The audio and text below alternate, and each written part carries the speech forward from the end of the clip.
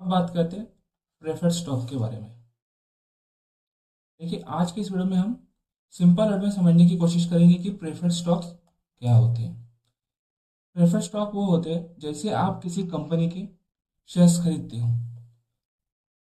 अगर आपने किसी भी कंपनी के प्रेफरेंस शेयर्स खरीदे या प्रेफरेंस शेयर्स में इन्वेस्टमेंट किए तो आप प्रेफरेंस शेयर होल्डर कहलाते हो। तो जब आप प्रेफरेंस शेयर में इन्वेस्ट करते हो तो वो कंपनी आपको डिविडेंड फिक्स देती है। कंपनी को जब प्रॉफिट होता है वो ज़्यादा हो या कम हो, आपका फिक्स रिटर्न पक्का रहता है। आपको एवरी ईयर फिक्स रिटर्न मिलेगा जितना आपको प्रॉमिस किया है। कॉमन शेयर होल्डर से पहले आपको पैसा मिलता है। देखिए, जब कंपनी प्रॉफिट बनाती है तो उसका प्रॉफिट का कुछ हिस्सा अपनी कंपनी में री इन्वेस्ट करती है और प्रॉफिट का बचा कुछ हिस्सा अपने इक्विटी शेयर होल्डर या प्रेफरेंस शेयर होल्डर को डिविडेंड के तौर पर पैसा बांट देती है कंपनी। अगर गलती से कंपनी बंद हो गई तो कंपनी क्या करती है, जितने भी एसेट है कंपनी के पास वो बेचकर जो पैसा आता है सबसे पहले बैंक लोन क्लियर करती है। उसके बाद जिन्होंने भी हमारी कंपनी में इन्वेस्टमेंट किया है वो कंपनी उनके सारे पैसे वापस करती है। लेकिन सबसे पहले प्रेफरेंस शेयर होल्डर की जो भी इन्वेस्टमेंट अमाउंट है वो सबसे पहले वापस दी जाती है और सबसे लास्ट इक्विटी शेयर होल्डर के पैसे वापस मिलते हैं। अब बात करेंगे profit sharing of preferred stock, मतलब आपका प्रॉफिट। देखिए, जब आप प्रेफर्ड स्टॉक में इन्वेस्टमेंट करते हो तो आपको जो प्रॉफिट मिलता है ना वो फिक्स होता है। इसमें कोई गारंटी टाइप नहीं होता है और आप लो रिस्क में भी अच्छा खासा रिटर्न बना सकते हो इस तरह के स्टॉक में इन्वेस्टमेंट करके। बट लिमिटेड अपसाइड, लेकिन अपसाइड लिमिटेड होता है। और जब हम प्रेफर्ड स्टॉक में इन्वेस्टमेंट करते हैं ना उसमें नुकसान होता है, या फिर प्रेफर्ड स्टॉक में क्यों इन्वेस्टमेंट नहीं करना चाहिए उसके बारे में बात करते हैं। देखिए, इसमें है ना नो वोटिंग राइट्स। देखिए, जब हम किसी भी कंपनी के प्रेफरेंस शेयर्स खरीदते हैं, अगर उस कंपनी का मैनेजमेंट जो भी डिसीजन लेता है वो गलत है या सही है, आप वोटिंग के जरिए नहीं बता सकते क्योंकि आपको वो कंपनी वोटिंग राइट प्रोवाइड नहीं करती। तो सबसे बड़ा यही रिस्क है प्रेफर्ड स्टॉक में। सेकेंड नुकसान है share price growth is slower. जब आप प्रेफर्ड स्टॉक में इन्वेस्टमेंट करते हो तो ये कंपनी का शेयर का प्राइस है ना ग्रोथ स्लोली स्लोली होती है शेयर के प्राइस में। सबसे लास्ट है less chance of high return. अगर आपको हाई रिटर्न चाहिए तो इस तरह के स्टॉक में इन्वेस्टमेंट बिल्कुल नहीं करना चाहिए क्योंकि ये स्लो ग्रोथ वाले स्टॉक्स होते हैं।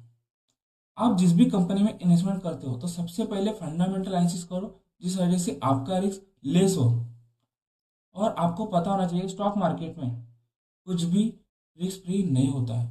तो आप जितना लॉस सह सकते हो उतना ही किसी भी स्टॉक में इन्वेस्टमेंट करना चाहिए। अब बात करते हैं रीशेड्यूल प्रॉफिट शेयरिंग स्टॉक्स के बारे में।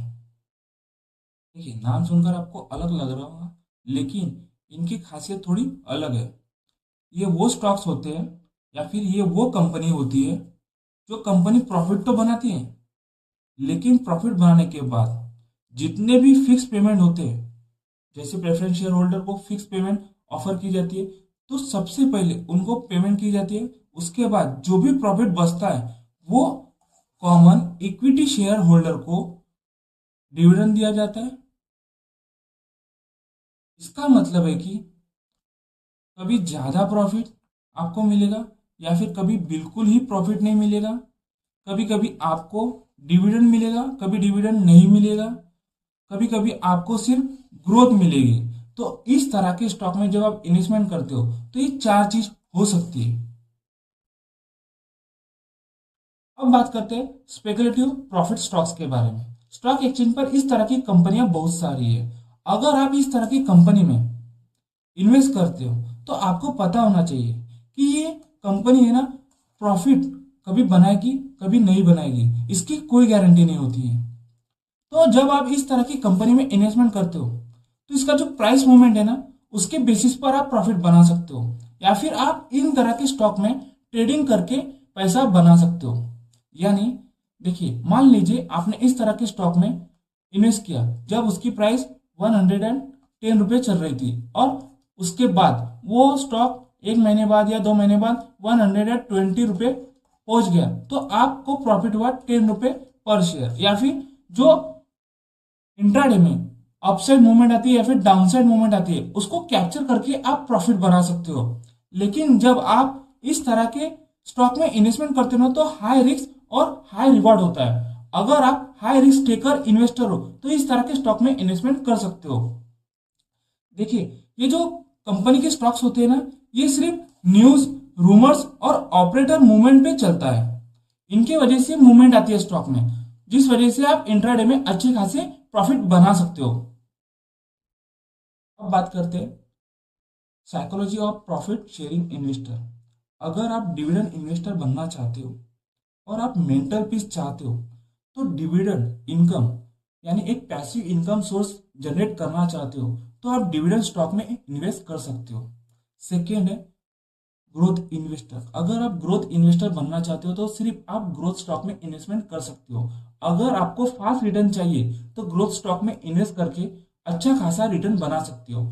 और आपकी जो इन्वेस्टमेंट अमाउंट है, अगर ग्रोथ स्टॉक में डालते हो तो वो कई गुना हो सकती है। लेकिन आपको याद रखना चाहिए, हम किसी भी स्टॉक में फंडामेंटल एनालिसिस के थ्रू ही किसी भी स्टॉक में इन्वेस्ट करते हैं।